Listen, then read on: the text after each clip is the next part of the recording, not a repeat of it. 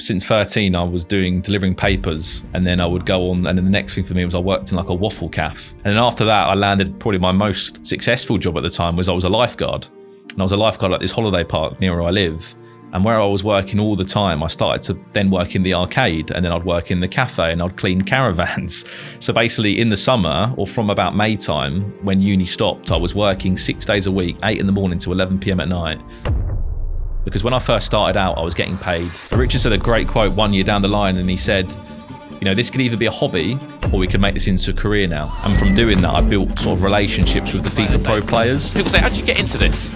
Play against the best. Practice. And what I would start doing is, for the finals that would say be on Twitch or they'd be online somewhere stream, I'd say, could I commentate the final for free? Don't really want anything back in return, just want to commentate on it to get my name out there. Ronaldo, ball just floating around the edge of the box. And then that's when you could say there was a bit of football commentating and a bit of FIFA commentating there. I never thought it would be a job because there was never really any full-time FIFA commentators at the time. There was esports commentators that did FIFA and League of Legends and maybe PES and maybe Rocket League, so to speak.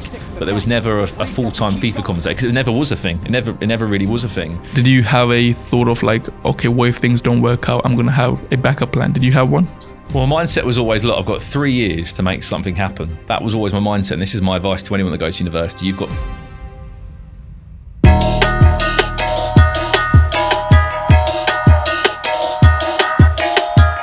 Before we get started with today's podcast, I have a small favor to ask. 95% of you guys watching have not subscribed yet. In order to help me bring on bigger guests, if you've learned anything from any of my podcast episodes, please subscribe to this channel. Thank you and enjoy the podcast. All right. Firstly, thank you so much for coming on the podcast and being part of this Inspired Mind little journey we have had till now. I want to first know, when growing up, did you ever vision to become something? Well, firstly, Jack, thanks for having me. I'm a big fan of the podcast. That's why, I basically invited myself on. I appreciate that as well. It's an interesting one. I think, you know, I always love football. I guess that was the start for me. And there was always the young kid's goal of becoming a professional footballer, so to speak. And you get to that point in life where it's like, okay, that's not achievable anymore. But I love the sport. And then I loved, obviously, you know, FIFA as well on side of that. And for me, it was a case of how can I stay in this in some capacity? And I was probably about 16 and I, was looking at university options after college. And I just sat there and thought, could I become a FIFA commentator or a football commentator, I should say. It was football commentator before FIFA commentator. I was like, if I could be a football commentator and I could travel around the world and do something I love, if I could just travel around the world and do something I love, those are the main two things, then that's what I'd love to try and do. And then, 5-10 years on, we're here today. And it's been a pretty crazy ride, to be honest. It's one of those, like I said, could I be a football commentator? Ended up being a FIFA commentator. And yeah, it's just one of those journeys where, like, I guess you have to have some sort of goal or aspiration and you end up there. But I guess when I was really young, I just loved football and I wanted to be in that sport still, so to speak. I like that a lot. And I think you're on that journey because you're a FIFA commentator and probably that will lead you to become a full-time football commentator. I guess that's the goal for you as well. You said that you wanted to become a footballer, I guess. Yeah, of course. So why do you think you didn't have that thing in you? Was it the mindset back then, or did you just think you were not good at the sports? Well, I think I always played it, casually, so to speak, with friends and whatnot. And I never was on the pedestal of being a fantastic footballer by any means. But everyone has that sort of little dream that they'd love to be a footballer. And what sort of put me off it was I joined a football academy. So I was doing a BTEC level 2, I think it was in sport. And I was playing for an academy system in Havant and Waterlooville. And I was playing football every single day and studying. And I was playing football so much to the point where I hated it. I hated playing football every day. And I was like, this isn't what I actually want to get into or want to be. And I've dabbled around football coaching for a little bit, going around schools and doing football coaching and all those things that I thought I wanted to do or wanted to be. Until I tried them, I was like, okay, this is not what I want to do. But I still wanted to be involved in the sport in some capacity. And it was a case of that big decision, isn't it? When you get to 16, 17 or 18, what am I going to do? What am I going to study? And for me, it was like, okay, sports journalism, then maybe into football commentating down the line, which could allow me to travel. And that's the sort of path I went down. And then I I dabbled into FIFA and esports, and yeah, there'll be people thinking, what is a FIFA commentator? It's very much as simple as it sounds. My job is to commentate on professional FIFA players that play in tournaments for hundreds of thousands of dollars that take place in England, all around the world. And, in the pedestal of esports, people think League of Legends and whatnot, but FIFA is on that pedestal. It might not be at the very top, but it's in the top 10. Football's the biggest sport, and FIFA's the biggest sport virtual game there is. So it's a really good place to be in. I'm sort of in the middle of traditional sport and in esports, and I really enjoy sort of being in that middle of breaking down the barriers, so to speak. I want to get a lot into the FIFA commentating, but just before that, you were 16 years old when you were thinking of what you want to do, and you chose sports journalism. Yep. So that you can go to FIFA commentating. Being 16 and having this much thinking ahead is really tough. And I don't think any 16-year-old or most 16-year-olds, including me, had that thing. Was it inspired? Like, was there people around you who kind of pushed you in a direction or helped you in that sense? So to be brutally honest, like my school life was interesting. I sort of dropped out of school for a year. Just due to some like mental struggles and whatnot from when I was about 13 to 14. So I missed out a big chunk of school, and then I had to sort of get back into it. So when I was 16, I was happy to sort of look at myself and go, look, I've come out of school with at least sort of 5 decent GCSEs still. I didn't want to go down the A-level route because, still to this day, I don't know why people do go down the A-level route. I'm sorry if you have, Jets. A BTEC, you can get literally the same qualification, yes, and you can just do coursework and not have to struggle in tests. So I went down the BTEC route. So as I said, my first BTEC was near Havant down on the south coast, and then I actually got a scholarship playing futsal, which is an indoor football basically in layman's terms, and, yes. And that was with Brighton Hove Albion. So I used to go to the stadium of the Premier League club, who is my team that I love, and basically study there a BTEC for 2 years whilst playing futsal. And around that time, that was me just basically trying to get my qualifications into uni. And I still didn't know, I guess, at that time that sports journalism was the thing or commentating was the thing. But it was just one of those things of like, could I be a football commentator? And what I started to do around that time was I was basically just putting myself out to local football clubs, because you can't just, I guess, commentate from nowhere. Again, I would literally just email out to local football clubs around the area. Could I come do some voluntary commentary for you? I used to like commentate over certain highlights of games and whatnot. And again, I didn't know how to commentate, to be brutally honest. Like that commentator voice that people may hear from me, I don't know where it came from. It just came over time, so to speak. So I guess I've always been outgoing. I've always been really hardworking. I've understood there's a process to everything, and you need to have so much work experience. And I guess, finished Brighton, and then the journalism decision came up, and I went to study journalism. Okay, nice. And I like the way you described that you decided to do a lot of work experience prior to you actually getting the thing of FIFA commentating, because most people think you're a FIFA commentator and you just got that job, but they don't look at your journey and what's led you to be there. Did you ever think FIFA commentating would be risky for you? I mean, I'll be honest, I never thought FIFA commentating was an option. Like, so to be brutally honest, so I'm from the south coast. Before we go, how did this even happen? Like, how did you reach to FIFA commentating? It's a crazy story. So again, during that time when I was doing the BTEC at college, one of my friends, one of my really good friends still now, basically found these FIFA tournaments where you could play for cash. And he was like, my mate's really good at the game and I'm terrible. And I was like, let's just both have a go at this. And it was like, tournaments that you could sign up for free and you could win £100. Back then when you're 16, 100 quid to play FIFA was great. And I used to go out in the tournament every time I'd lose first round. And my mate would make like the top 8 or the top 4, maybe make the final. And we just did it as a bit of a laugh and a social thing. And I was losing all the time, but I wanted to be involved still. And again, whilst I'm doing the voluntary commentating and that, I offered to basically run these tournaments. So I offered to admin them, like sort of referee the tournament, so to speak, just so I was involved. And from doing that, I built sort of relationships with the FIFA Pro players. And what I would start doing is for the finals that would say be on Twitch or they'd be online somewhere stream, I'd say, could I commentate the final for free? Don't really want anything back in return. Just want to commentate on it to get my name out there. And then that's when you could say there was a bit of football commentating and a bit of FIFA commentating there. I never thought it would be a job because there was never really any full-time FIFA commentators at the time. There was esports commentators that did FIFA and League of Legends and maybe PES and maybe Rocket League, so to speak. But there was never a full-time FIFA commentator because it never was a thing. It never really was a thing. So for me, it was just being involved in that area. And again, I was just doing that voluntary, didn't expect anything to come from it. And when I say about university, I had two options. It was to go to Wembley, where not far where we're filming this podcast from now, or go to Manchester. And Manchester was 4 hours from my house. Which one do you think I went for? Wembley. I went for Manchester. You went for Manchester? And that was the best decision I ever made in my life, I think. 4 hours from home, really uncomfortable. I looked on paper, I was like, look, London, there's football clubs, there's opportunities there. Manchester, there's loads in Manchester as well. Yeah, true. I went to both and I just felt like Manchester, there was something about Manchester that felt a little bit more homely. I don't know what it was, and also just like, this could be great for me, to stand on my own 2 feet, 4 hours from home. You can come back if you want, but at the same time, it'd be just great to sort of grow into yourself. And I think that's one of the biggest things about university. You don't have to go to university. People think that you have to, or alternatively, it's a terrible thing. I think the biggest thing at university is just having 3 years to learn about yourself and to try things out and to sort of stand on your own 2 feet. And that's what Manchester did for me. And when I was in Manchester, that's where I met my commentary partner, Richard, who now we still work together sort of 6 years down the line.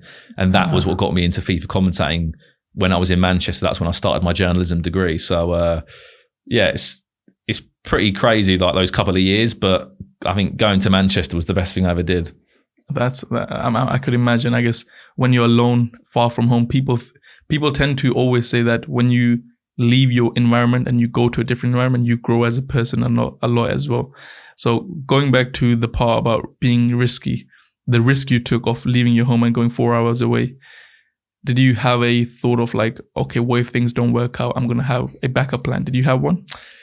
Well, my mindset was always, look, I've got 3 years to make something happen. That was always my mindset. And this is my advice to anyone that goes to university. You've got 3 years to make something happen. Yes, you'll get a degree. And yes, you might feel like you're pressured into going into, mathematics or whatever your degree is, journalism. But journalism is many different things. Journalism is writing, commentating. This is journalism in some ways. Like there's so much journalism. There's social media journalism these days. So my mindset was there's 3 years to make something happen. So in those 3 years, I was like, I'm just going to put myself out there as much as possible, say yes to everything, try and network with football clubs and different people. And literally in the first 6 months of me being there, I found a job. I was working on like Christmas markets in the centre of Manchester, just because I've always been someone that I love working. I love earning money as well to a point. Like I've always been a hustler. Like I'll do anything. I'll clean toilets. That was just my mindset and my sort of graft I always had in me. And I guess, when I was in Manchester, 6 months down the line, I was working for 2 or 3 different football clubs. I created a podcast in my kitchen in my uni room. Again, we weren't getting anything out of it. It was just experience and portfolio and just putting in the reps. It is literally just putting in the reps. Again, I put that back to the commentary thing. I never thought I could be a commentator. I just kept on putting in the reps. And then when people go, you actually sound quite good, or that's really good, or you've made that sound great, or there's that moment. And for a couple of years, it takes you a while to listen back to yourself. I'm just going to sure for yourself, Jack, whether it's podcast or not, you listen back to yourself and go, am I sounding right there? Is that right? But then as time goes by and you maybe start to see numbers or likes or people just being kind and giving good feedback to you, that's when you can start thinking, okay, well, maybe there is a future in me for this. Yep. I feel like everyone who wants to do something, this will really resonate with them, because I feel like not many young people do what you do, or like I have done as well. That I was in year 12 when I first got my job at Tesco, and I started working since a really young age. I know many people who are like 20 years old, 21 years old. They're lazy. They don't want to work. And I think then they're sitting there thinking, why can't I be like this person, or why can't I achieve this? I guess it's just because of that laziness. For me as well, like I worked, since 13, I was delivering papers, and then I would go on. And then the next thing for me was I worked in like a waffle cafe. But the funny thing was I was earning £20 a week being a paper boy, and I got this job in the cafe, and I was getting less money because I got 2.5 hours work a week because of the weekend was busy. And I was like, this doesn't add up. And I think I was on like £4.50 an hour back then. And then after that, I landed probably my most successful job at the time was I was a lifeguard. And I was a lifeguard at this holiday park near where I live. And where I was working all the time, I started to then work in the arcade, and then I'd work in the cafe, and I'd clean caravans. Wow. So basically in the summer, or from about May time, when uni stopped, I was working 6 days a week, 8 a.m. to 11 p.m. at night.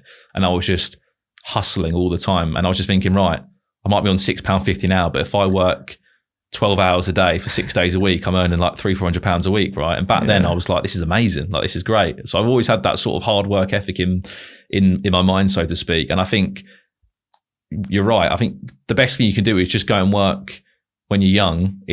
Again, there's nothing wrong with working in Tesco's. There's nothing wrong with being a lifeguard, because we need people to do that, and you need to do that as well, just to experience it. Yep. And if this work dried up in tomorrow, I'd still go back and do those jobs by any means. Yep. Like, I'm not saying anyone's better than those jobs at all. Well, but I think what 100%. it teaches you is, like, I guess where you've come from in some ways, but two, what you could easily go back to. Yes. And I love that so much, because most people always ask me that, oh, what if you fail? What if all of this thing is gone? I'm like, I can get a job. I worked at an IT company. I can go back there and I can start working. It's nothing big. Nothing's going to change. My life is not going to go downhill from here. And I think that's a really good mindset to have as well, because what some people tend to do is that they start having an ego that, oh, now I have this job, or I have this business, and I can't go back to doing that. But if you're going to have that, I guess you're always going to have that fear in the back of your head to do stuff. Most people who are at uni, I'm going to be that person right now and speak from their perspective, is that I don't have time when I'm at uni. How did you have time to do multiple jobs? Yeah.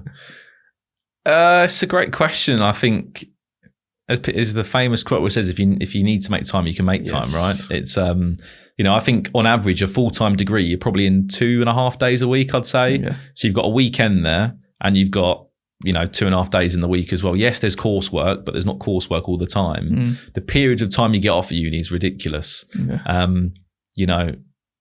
You get off I think you get from December to like February, you get from May to September, you get 2 weeks in April as well. And one thing that you might not know about me as well, I actually was a university lecturer for 3 years, and I put it on hold earlier this year. So I was actually teaching esports. You can now study esports as a degree in England. And I was working at a University of Chichester, which is one of the first universities to offer an esports degree. And I started lecturing when I was 21 years old. A lecturer at 21, that's crazy. And I got in there from just my experience in the industry. I wasn't a qualified lecturer, but what's great about universities now is they're realizing, look, some subjects you can't teach out of a book. You need people that have been in the industry for like a few years to help you on that. So, while we're on the topic of uni, that's why I understand how much time students have, and also, like, from personal experience, what you can do with that time. You can either party, which, people will do in the first year, or you can go and work. Some people don't have a choice. They have to work to give them money for food and whatnot, depending on what sort of student loans they get.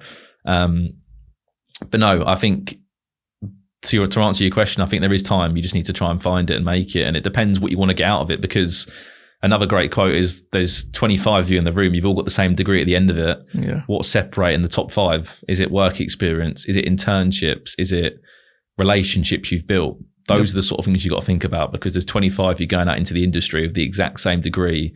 People look way too much into first distinctions, merits, 2-1s, 2-2s. I agree. Don't go to university and get a third. That's a waste of money. Yeah. But at the same point, it's much more deeper of who you are as a person and what you've done alongside the degree, in my opinion.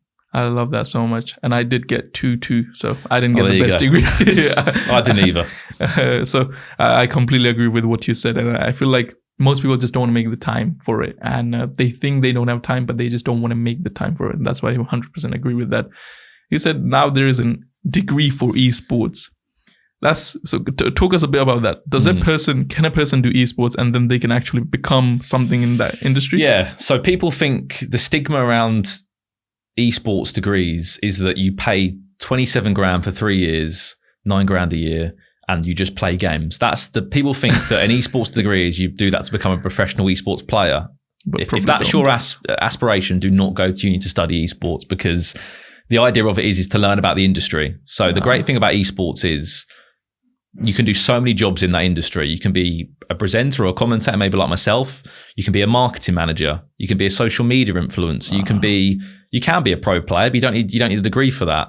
You know, you can create an esports team. You can learn about working with brands. There's so many different jobs you can do in esports, because think about the sector as a whole, a bit like sports in some way. Look at all the different jobs you can do in that, from merchandise to creating videos.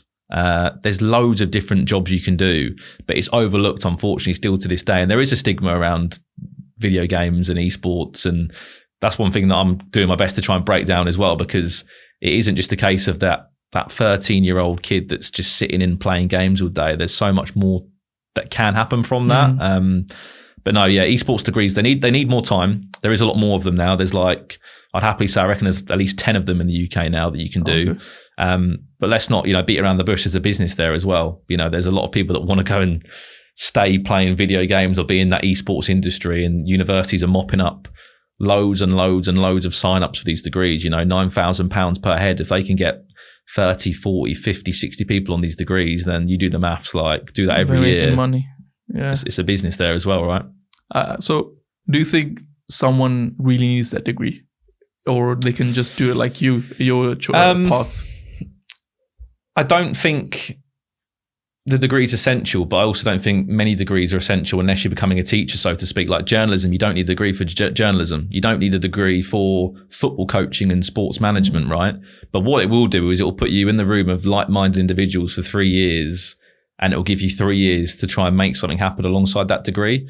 I do think there is a lot of value to that esports degree, because in that 3 years, you're going to get guest speakers. You're going to get taught by people from the industry, depending on where you are, what institution you're at. So I'd say the degree's not the main thing. And I'm still a big believer of that, no matter what it is, unless you have to have a degree, like being a data scientist or a teacher, where you have to have a degree. I think it's more about what you do in those 3 years. And that's my personal opinion. I like that so much. And in terms of choosing something, like you chose a field, or like what you do right now was not even in existence back then. Like not many people knew something about FIFA commentator. There are people who probably have something which not many people, or it's not even out there. A path they want to take is not even out there. What would you say for them? Well, I think the one thing that I didn't realize at the time with the FIFA commentating situation is that there was a career there that I didn't know was a career. And again, there's a great quote that my friend Richard, who we work together. So just a bit of information about Richard. So me and Richard, we joke around. We call ourselves like the Ant and Dec of FIFA. Oh. So in a lot of sports and esports, everyone has a commentary duo. Yeah. So for example, if you put on TV, football, and you see Gary Neville and Jamie Carragher, they're the duo. If you go and watch, I don't know, Rocket League, there's a duo there. Or FIFA, you might get Brandon and Richard, or you might get Alan Smith and Martin Tyler, right? Yeah. Like we created a bit of a duo, me and Richard. So Richard is really one of my good friends. We work together. He's from Barnsley. We both met at university studying the exact same degree. Okay. And we both went in to create this commentary duo together. And that's how we discovered FIFA Esports together. And that's how we created a career. But Richard said a great quote 1 year down the line. And he said, this could either be a hobby or we could make this into a career now. Because when I first started out, I was getting paid, pennies and to commentate, because there was no career in it. And then as the time went on and we got booked for more tournaments and more tournaments started to emerge, that's when you can start charging a day rate, or you can charge a better revenue fee. And that's when you can start making it into a full-time career. So at the time, I guess you could say we were one of the first to really come in as just FIFA commentators. There was other esports commentators that covered FIFA, but there was never just FIFA commentators. All they do is they just commentate FIFA. They don't commentate on different sports. They don't commentate on different games. It's just FIFA, which is risky. But if you make yourself known and you're sort of top in that field, which touch wood I'd say we are, there's a market there, if that makes sense. How much can an average FIFA commentator make a year? It's a great question. I reckon commentating FIFA or esports games, you can make anywhere between £100 a day to over £1,000 a day. Or £1,000 a day. Depending on what game you're involved in, what game you're covering. But also, let's remember that there are tournaments run over 2 or 3 days. So you could be getting £300 or £3,000 a weekend. But the problem is with that, it's a freelance job, right? So there's no guarantees. 1 month you get 4 tournaments. In 3 months you get 1 tournament. So how do you cope with that inconsistency? I would say. Well, that's where you have to look at different sources of income. So, for example, I make other revenue sources now from live streaming. So I live stream, I play FIFA, which allows me to sort of grow my brand, connect with people that maybe watch me commentate or watch FIFA or like FIFA.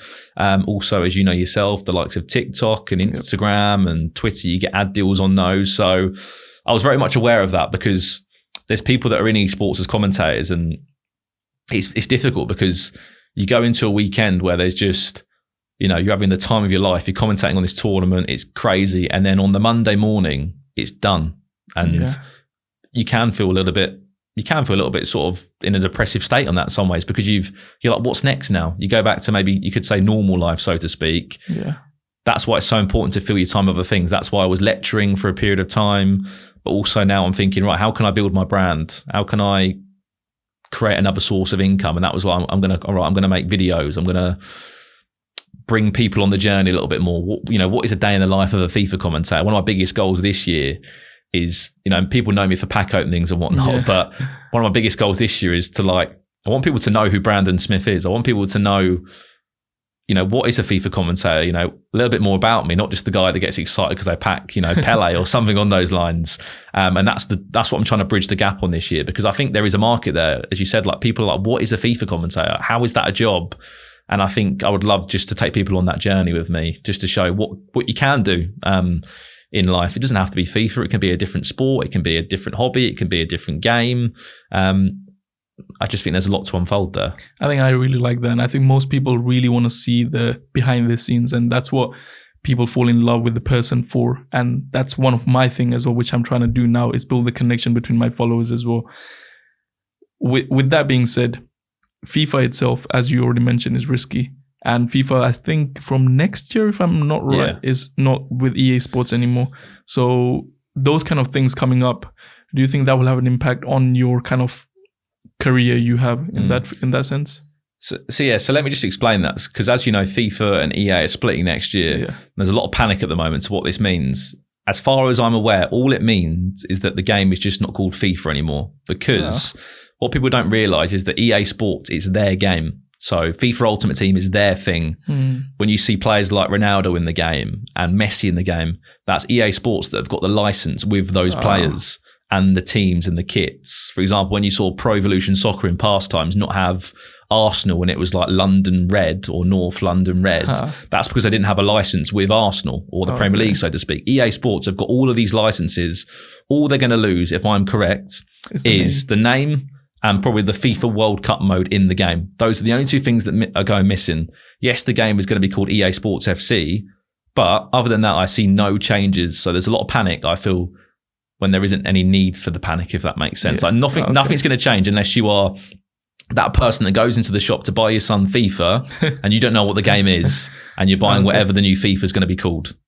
That's the honest truth. That makes sense, because I was thinking about it. I'm like, does that mean less people will buy FIFA, less people will play? But if the game's going to be the same, then there's probably hardly going to be, because as we spoke just before the podcast started, I stopped playing FIFA after, I think, FIFA 16 and never been on it back again.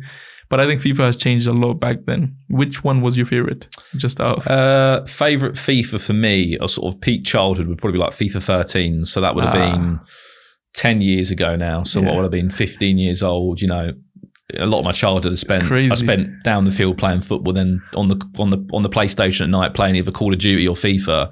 And like those were the Ultimate Team years that I really enjoyed, because one, it wasn't my job back then, and two, I could just enjoy it for what it is. And I think for me, FIFA 13 was my favorite. What about you? 14. The reason why I say 14 is because 13 is when I actually started playing Ultimate Team online, and I was crap. I lost every single match. And then 14 was the game where I almost reached season 1, I think. No, I think I did season 3 or 4 max. After that, I was not as good. So I've never been. Have you been season 1? One time, but to be honest, I just play FUT Champions. That's the mode for this me. New thing, FUT Champions, which I've never played actually, because even Arpan, he plays that a lot, and I don't know what it's about. I think you get coins and packs and everything from that. It's basically like a competitive mode. It used to be 40 games, so you play from Friday morning until Monday morning. You don't have to play obviously non-stop, but you have what? a window of 72 hours, I think it is, to play these games. And it used to be 40 games a weekend, which was crazy. 40 games a weekend. Every game takes about 25 minutes or so. You do the math, it's a lot of time. Then it was 30 games. Now it's 20 games a week, which is a lot more feasible for FIFA players. So basically you play that, and it's the one where you can earn packs for free, basically. So you can play the game. If you're really good, you know, the pro players go 20, you know, they don't lose a game, and you get like really good rewards, or sometimes you get good rewards. Okay. But it's basically a way that you can play the game, grind the game, and get packs for free without spending a penny. I might have to jump on it just to check that out. But you might hate it. So it's a bit of a war out there. Talking about hate and kind of the passion side of it. So just before the podcast, I asked this question as well, but also when Richard, your friend, said, let's turn the hobby into an income. And I feel like when you turn a hobby into an income, sometimes you get this feeling of, it's like last guest on this podcast put it in a nice way. If you are given 10 cookies, you have one, you will like it. You have 2, you will like it. You have 3, you will like it. But you have 10, you feel like vomiting. Does it get to a point where you're doing like this FIFA thing over and over again, and you're just, it's like you don't have the same love for it anymore? How do you overcome that? I think you're right. I think the way that your other past guest explained it was probably the best way, because I'll give you an example. So FIFA 19, which was, 3 years ago now, before COVID, was our best ever year in terms of we had bookings. I'm talking like 2 or 3 weekends every month for like an 8-month period. And we were going to all these different locations. We were down in London most weekends, then would go to, these FIFA events take place in different areas. We were in Romania for a period of time, quite a bit. I went to Romania 4 times in about 3 months, which was a bit crazy. I've never been to Romania ever since either. It was a lovely place when we were there. You go to Sweden, Denmark, Norway, the list, Spain, Germany, it was constant and it was great. I loved it. And so many moments I was like, this is amazing. Like I'm literally living what I really wanted to happen. Yeah. But it probably got to maybe like 6 months in. When you commentate on that much FIFA, it becomes really repetitive. And I'm sitting there in post games and post tournaments, I'm starting to think, am I sounding repetitive? Because I feel like I just sound the same. And like, I wouldn't say I got to a point where I didn't enjoy it, but it just felt like I was not maybe improving, or maybe I felt like I wasn't doing justice for the tournament, but I think I was very much in my own head then. And I don't think anyone that was listening would have ever picked that up, if that makes sense. Yeah. But I agree to the point. I think very much with social media, very much with uploading videos. Like, for example, this year and for the last 6 months, I've been in a habit of, for me, I have to upload a video on TikTok every day, Instagram every day, a YouTube short, a Facebook video. I have to upload content every single day. And there's days, don't get me wrong, where I hate it. And I sit there and I'm like, this isn't fun. This is like, it's annoying. But at the same time, I'm like, it's just 1% every day, 1% every day, and it will snowball and it will just keep going. And that's the best thing I ever did, getting into the habit of uploading content every single day. Good content is a game changer. You can't do it once every 3 days, once every week, because I sat there on my Instagram for a period of time because I just think it's, social media. If I didn't need it, I wouldn't have it. And I hold myself to that. If I didn't need it for my job, I don't think I'd honestly have it, because in the honest way, it's another sort of income. It builds your brand. It lets people follow your journey, no matter the platform you're on. But there's brands out there, and there's social media marketing, there's influencer marketing, which, depending on how many followers you have, is a really feasible income. There's people that do that. That's their full-time job, as you know, the big celebrities. But it just gets to that point, doesn't it, where it becomes so repetitive. But as I was saying on Instagram, I was just not growing. I was not growing. And I was like, well, the reason you're not growing, brand, is because you upload once every month and all you're uploading is a picture, right? So it's probably about 6 months ago. Maybe 8 months ago now. It must have been like May time last year. And I was just sitting there and I was thinking, how can I get this Instagram moving? And I found Reels. Yes. And I posted a few and I was like, it makes my page look ugly. And I was getting in my own head about it. And then someone said to me, well, Brandon, you can actually hide the Reels. Yeah. So if you're that worried about it, you can hide them. And I was like, oh yeah, I could if I really care about it, or I could just delete them down the line. So I was like, okay, let's start uploading Reels. And I was just amazed on the reach I was getting from some of these Reels of me at FIFA tournaments, or me speaking to FIFA pro players, or me playing the game. And the growth was incredible. And I remember I had 90,000 Instagram followers in May 2020.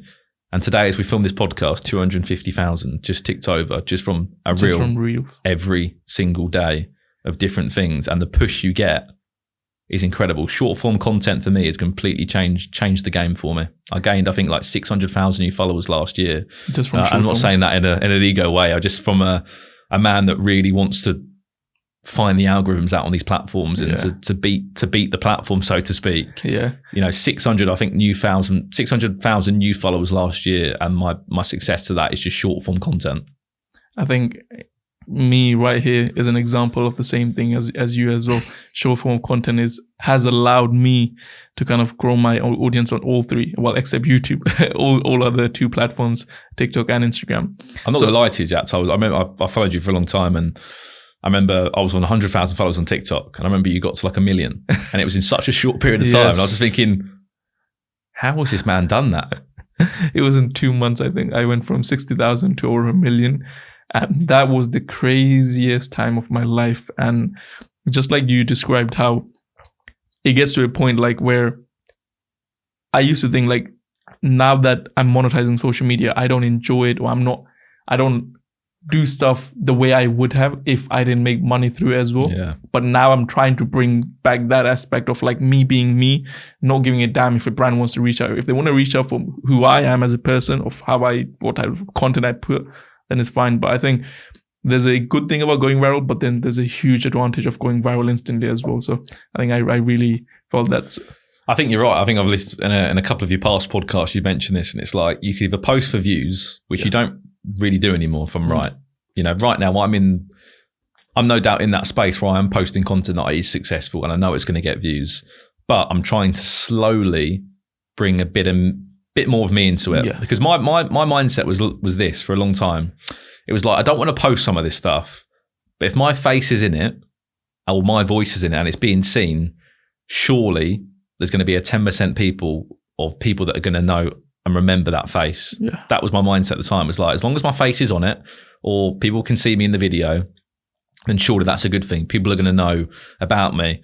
And I think this year, authenticity is a big thing for me. I need to start bringing it in more. I think I need to start, as I said, bring people in for a day of the life of a FIFA commentator, get people to know who Brandon is, not just that guy that shouts about FIFA packs, because you're right, like that's not a brand, in 5 years' time, that's not a brand, because anyone could do that. Exactly. So I admire the choice you made of changing your content up, because you might not hit maybe the views you did, but in your own mind, if you're being more authentic, then that's a win, isn't it? Exactly. And don't get me wrong, I still have to balance it, because sometimes I will have to post a video, even if I know that that's not the style I want to choose. I will still have to use that, because at the end of the day, if you're making money from this, and it's less about money but more about growth as well, that if you want to reach more people and if people will fall in love, if you just balance your authenticity with you putting out content which goes viral, then I guess it's a win-win situation. So I guess balancing is a art which is really hard to achieve,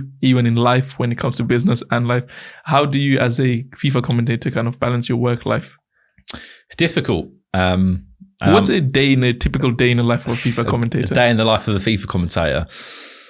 I care a lot about like moving. Like I enjoy moving, like movement, being fit, because I'm sort of really into sort of the mental side of things. Like if I sit there all day and I'm editing videos or recording videos, or say I'm commentating on a tournament all day and I've not had any movement in my day, I'm going to feel terrible for it. And it's going to lead to bad choices, whether that be eating bad food or staying up late or just, neglecting certain parts of me. So one thing that I brought into my daily life is I get up at about, on a good day, 7:30 in the morning, and I'll go for a walk. Try and do it every single day. And I'll go for a walk. I live by the sea, so I'll walk down along the seaside. Must be nice. Get a coffee, always black coffee, either cold or hot. I'm loving the iced Americanos at the moment. Okay. Even though it's freezing outside. And I'll walk home, and that's 5K done, nearly 10,000 steps done.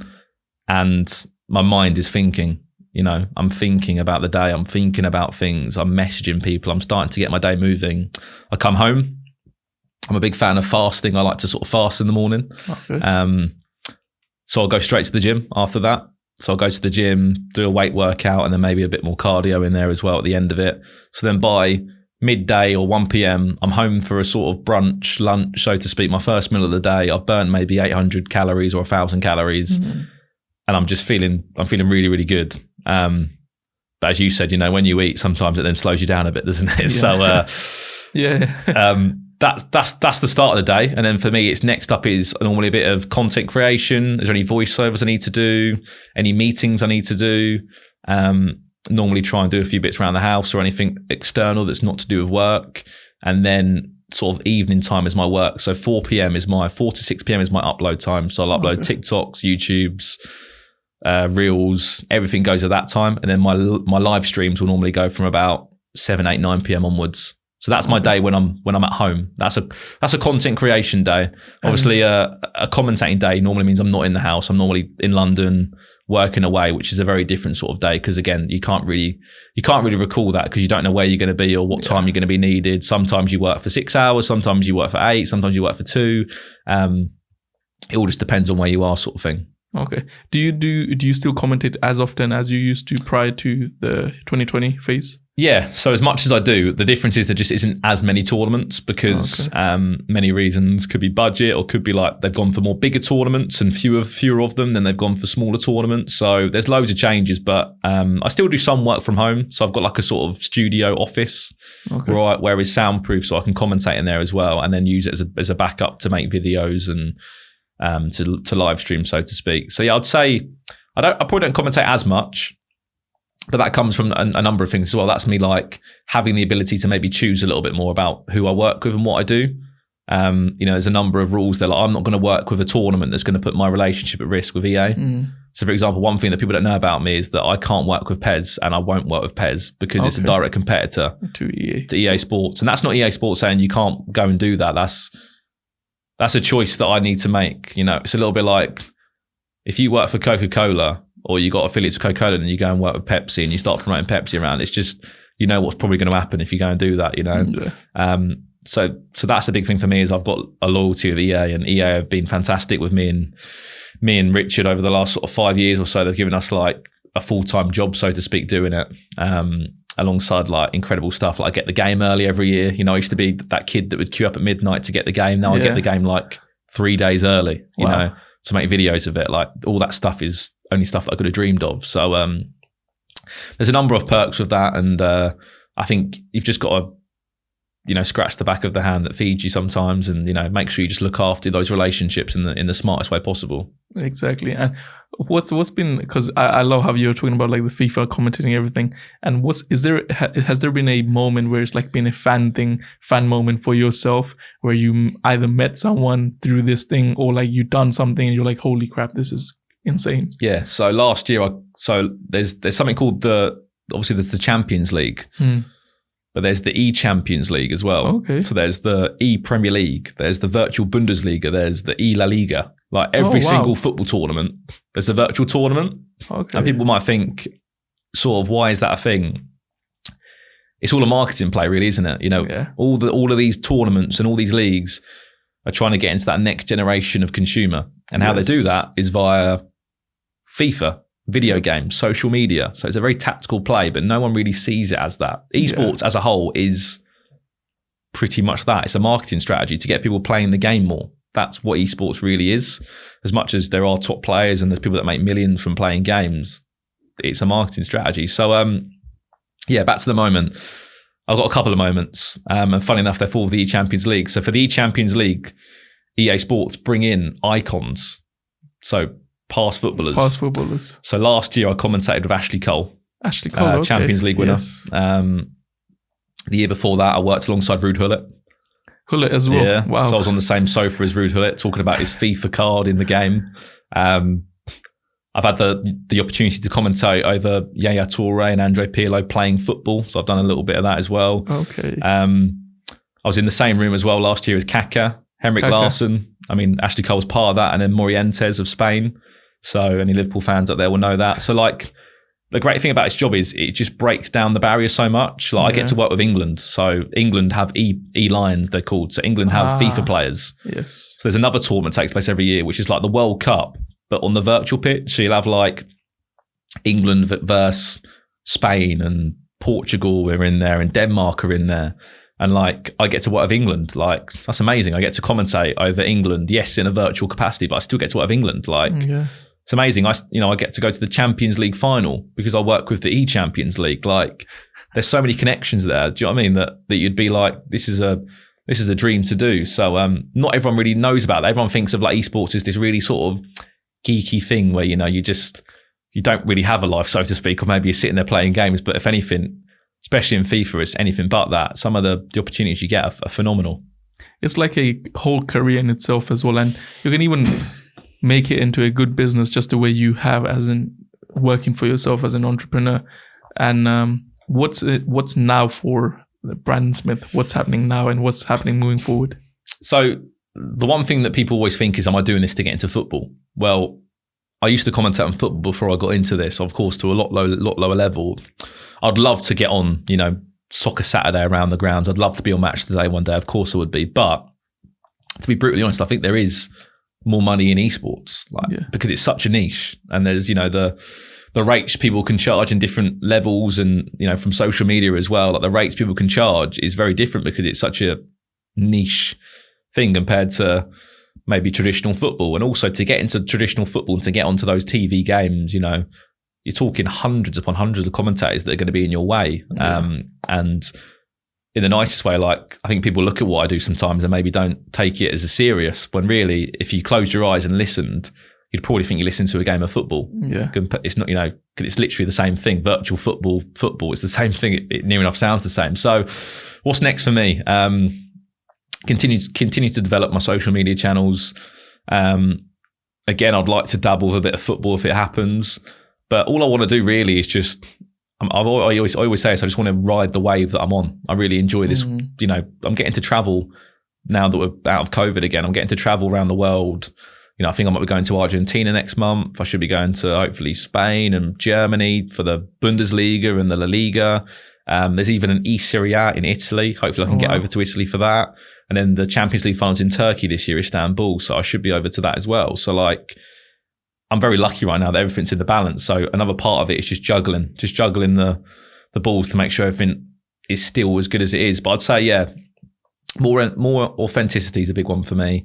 I want to take people on the journey a little bit more. And I just would love to leave a bit of a legacy, which sounds crazy for someone that's in virtual games, but in sort of 5-10 years time, I'd love it if people were like, that's Brandon Smith. He was that legendary FIFA commentator. Yeah. You know, to be in the game would be another great goal down the line. So there's lots, but I'm sure you know just as well, like every day your mind is thinking you want to do this or you want to do that. Sometimes you sit there and like, you know, I'd like to just pack this all up and relax for a bit. But at other times it's like, no, I want to try and achieve that. Yeah. So again, there wasn't really an answer to that question. There's just so much that I'd like to still try and do. I think it's a difficult one. I think I like your answer a lot in the sense that how you said you want to stick to what you're doing. And I feel like eventually you will get an opportunity because people, if you keep doing what you're doing right now, is growing your social media.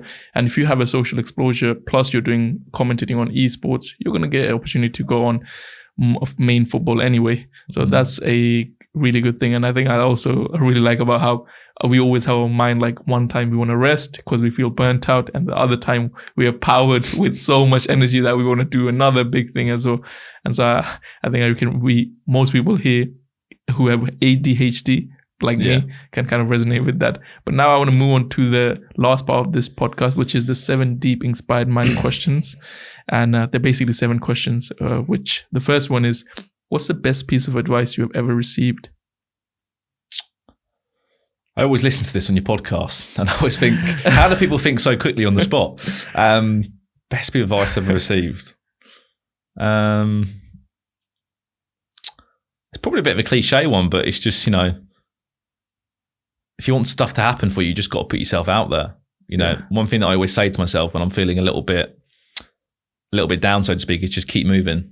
Let's keep moving. That's what you got to do. Because if you think about it, you've got 2 options in life for a lot of things. Put yourself out there, of course, is the bit of advice. But, you know, if you're having a bad day or you've just maybe lost an opportunity, you've lost a brand deal or something like that, you've got 2 options. You could sulk about it or just get yourself up and go, let's keep moving and move on to the next thing. So 2 bits of advice there. Me, let's keep moving. But 2, I'd say best advice I've heard is just put yourself out there and opportunities will come if you do that. Yeah, I like that a lot. And I was speaking with one of my friend Moti. I don't know, he's an airport guy. If you have seen a guy making videos in the airport on TikTok, he's that guy. He gave me a really good kind of perspective of this thing of like putting yourself out there. And he's like, with social media, you're basically putting yourself out there, but you're multiplying that with hundreds of thousands of opportunities. So if you put yourself out here, like to people, that's one or two. But if you do on social media, you're increasing your luck as well. How many chances you can get and stuff like that. So I like that a lot as well. Second question is, what's the worst piece of advice you ever received?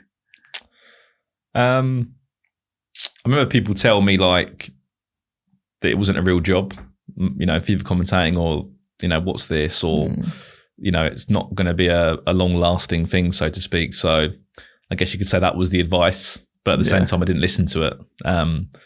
If anything, it fueled the fire a little bit more. It's always those people who haven't achieved it will tell you things which you can't do. And that's with everyone. That is true, yeah. But I guess the advice is don't listen to someone who hasn't achieved it, yeah. I like that a lot. Question number 3. What is your definition of success?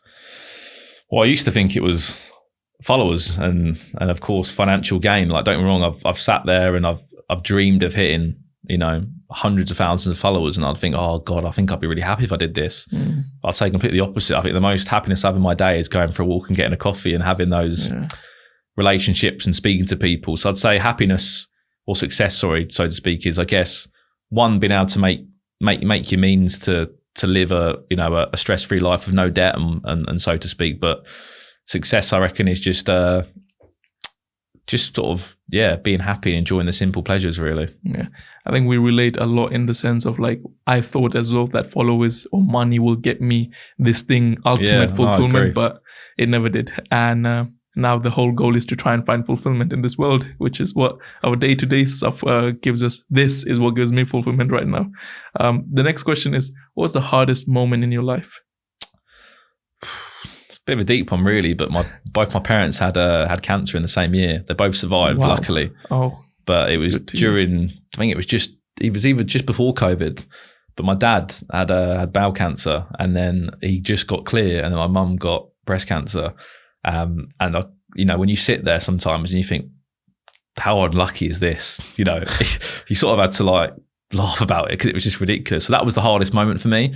But I'll be honest, I feel like my work saved me in that moment. So I had so much energy and I had to take my mind off it. And for me, that was probably the hardest moment in my life, I'd say. But again, I was able to deal with it, and we were very lucky that my parents are still both here and they're able to get the help. So yeah, that was a really crazy year.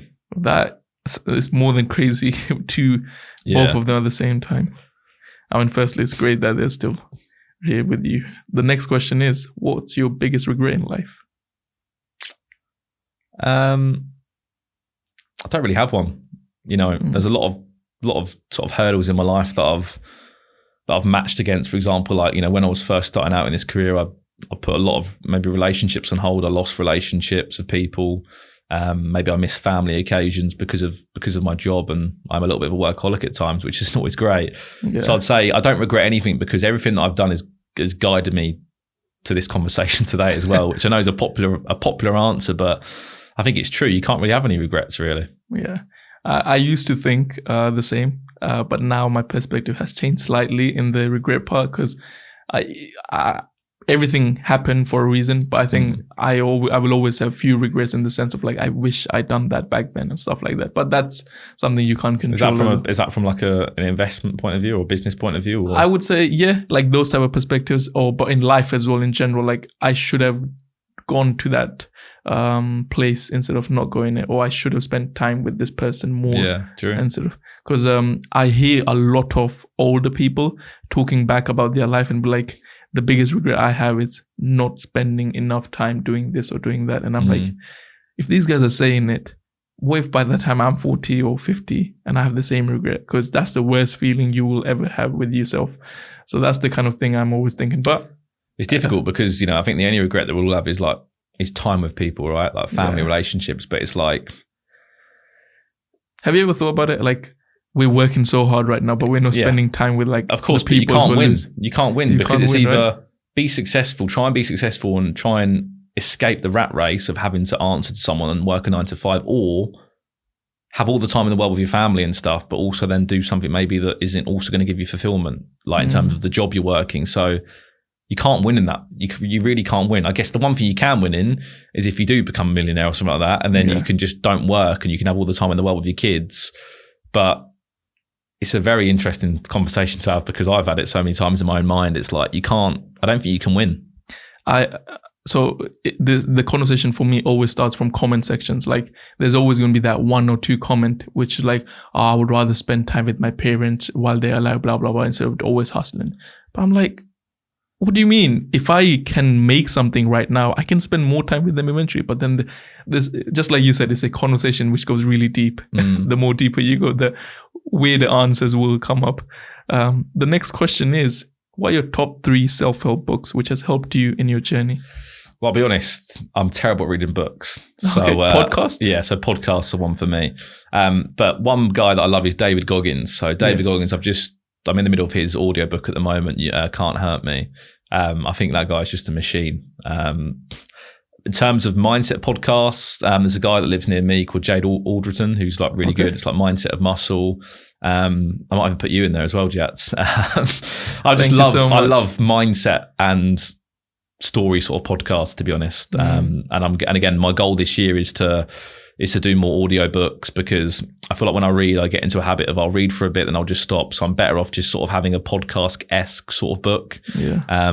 But for me, it's all about mindset books, Rich Dad, Poor Dad, like the typical sort of stuff because I just like to learn. I think it's really fascinating. You know, even though I've got a really sort of different sort of career, and I mean, esports and gaming, I think there's so many things we can all learn that we can just input, whether it's investing our money to happiness, fulfillment. I think we can find it and it can be used in all different sectors. The thing people mistake self-help with is that they think you only need self-help if you're an entrepreneur or if you're running a business or something around money, but that's not really the case. Like you can apply concepts from self-help books into like esports as well, even when you're commentating, like how to win friends and influence people. That will allow you, it's a book which will allow you to communicate with people and in a way where they will want to listen to you and stuff like that. So these kind of stuff can really help you. And I feel like when I started, like when you talk about Inkspired Mind as a podcast about mindset, I think when I started this podcast, my major goal was to kind of talk about self-growth and entrepreneurship. But I think I always lean more towards self-growth because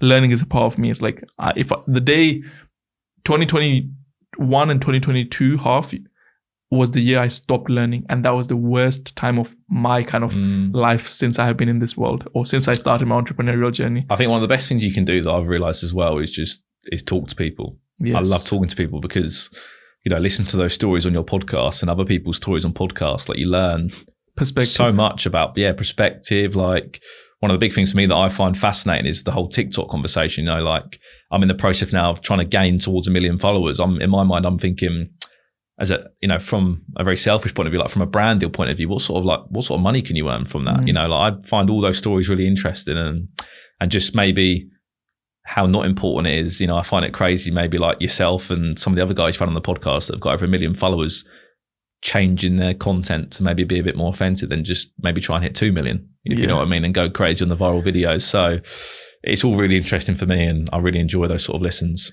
That's one of the reasons why I like today's podcast with you. I'm here just because I love, like, FIFA has been a thing which I've loved, and kind of knowing how you can make money with FIFA is really interesting, and kind of knowing that, okay, there are so many industries out there which are untapped. Like esports is something which not many people I know. I think the only person I know till now, even though I've been following you for 1 year, is Brandon Smith, who does Esports FIFA commentating. That's all. Yeah. And when I was looking about you yesterday night, I saw Richard, your friend as well, that you two do it together. I'm like, okay, that's great. Before you read into my profile, what did you think I did? So I just knew you. If you ever saw a video before me. So prior to you, when I looked into you, I just thought you're a guy who goes in tournaments and just commentates on those. Okay. I didn't know. I didn't know you make like this amount. You can make this amount of money, or you have done this many big stuff like Man City or like as you said, meeting these type of people. I had no idea about that. I'm like, you're just a guy who does commentating and opens FIFA packs. So I think from my perspective, maybe it will give you a better perspective of like, okay, I need to put in more content of this type so people can know me for more stuff like this as well. So maybe you could do that. But the final question of today's podcast is, what are the 3 habits that got you where you are today? I think constantly like never settling is a big one for me, because we can all just sit there and sit on what we've had, but then there's going to be no growth. So sort of never settling, like for example, let's keep moving is a big thing for me. Like I love to just, I'm very much, which is bad as well. But there's moments I wish in my career so far that I sat back and enjoyed it a bit more, like that FIFA 19 year or working with Ruud Gullit or Ashley Cole. I wish I enjoyed those moments a bit more, but I'm such a what's next type of person. Like I'll be at a tournament, but I'll also be messaging someone for the next tournament. Do you know what I mean? Or is this happening? Or messaging a contact. So I'd say it's good and bad, but I'd say, not settling and keep it moving is a big one. Number 2 is, I think, looking after myself, because I was aware that burnout happened a lot and it can happen, and you can fall into these depressive ruts, and you can, neglect relationships and whatnot. And it's okay to take time off. One of the biggest things I thought to myself was, you don't see an artist make a masterpiece every single day. For example, I used to sit there and think, why is this video not going viral? Why am I not having 3 videos in a row break 100,000 views? Why is it not happening every day? And I sat there and I was like, Brandon, no one or very small people can make a masterpiece every single day. And that was one thing that I sat there and I was like, okay, I need to be okay with that now, that one day it's not going to go well. One day it's going to be great. And I just mean that in general life, you can look at one day you can have a great day, one day you can have a bad day. And then my third habit I'd say is, that second habit is just looking after yourself, taking yourself out of work, moving, getting involved in sport, going to the gym. And number 3, I'll just say sort of financially as well. I've always been quite smart, and I've always been really interested financially. Like, there's people that, which is fine, leave their money in their bank on 0.2% interest and stuff. I didn't know anything about that. Back in the day, I thought if I got 1% interest on £100 and I got £1 back in a year, I thought that was brilliant, until I opened up my eyes and started looking around. And that's the best advice I can have. The younger you are, that you can start saving money or create an ISA that's giving you better returns, or you can start just taking a little bit of a risk on money, not ridiculous risk, but just taking a bit of risk that you can beat the bank. I think those were the 3 sort of things I really did, fitness, health, and just that constant hunger of never settling. I like that. But one thing with never settling, do you think you sometimes, well, you did mention, but you lose the side of present and you can't enjoy the moment? Yeah. You had that moment. I think I've had it in a lot of sort of personal relationships as well. Like with my partner at the moment, I need to just sort of stop, and it's okay to stop. I need to realize that it's okay to stop. Not everyone works 7 days a week, Brandon. Not everyone goes crazy.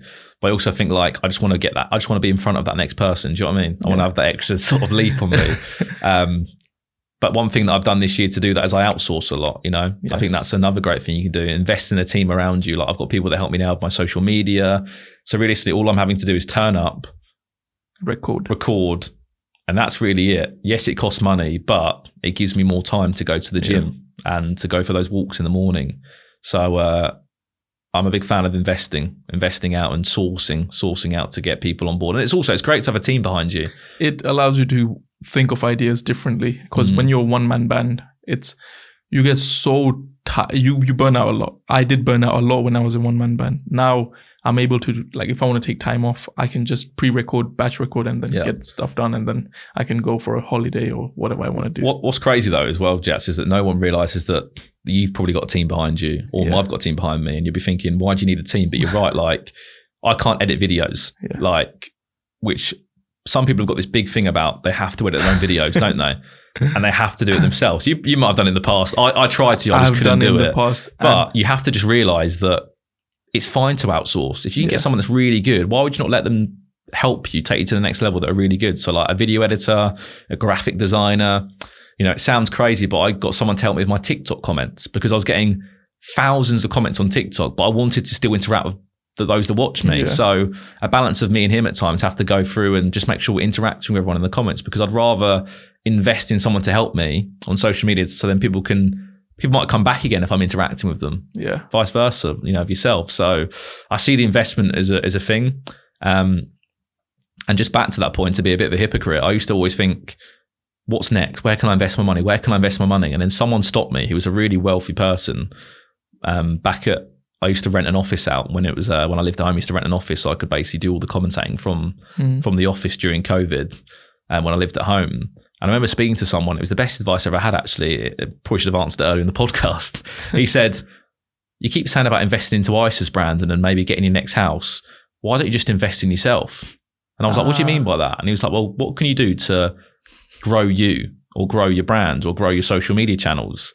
And after that convo, I was like, he's right. You know, what can I do to take this channel and everything I'm doing to the next level, which would take less stress off me? And then that's when I thought about hiring people. So that's a great bit of advice, I'd say. If you're in a position like us, invest in yourself. And what that means is it could be investing in yourself mentally, physically, or it could be investing in a team around you.